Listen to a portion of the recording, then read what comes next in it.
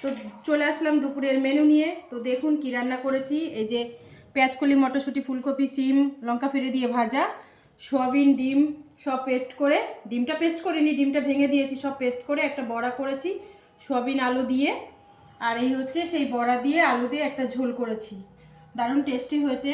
এটা তো আপনারা খান, সবাই জানেন টেস্ট কেমন। এটা আমি একবার টেস্ট করে দেখাই আপনাদের যে কেমন হয়েছে খেতে।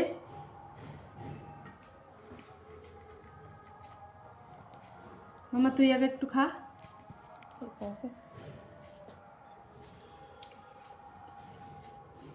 এবার আমি দেখি, ভালো আছে, খেয়ে টেস্ট করে।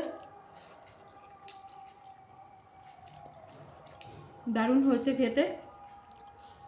সয়াবিন পেস্ট করে আলু সিদ্ধ করে মেখে পেঁয়াজ, লঙ্কা, আদা, রসুন বেটে দিয়ে আর ডিম ভেঙে দিয়ে বড়া করে তারপরে ঝোলটা করেছি। আপনারা করে খেয়ে দেখবেন, ভালো হয়েছে, টেস্টি হয়েছে।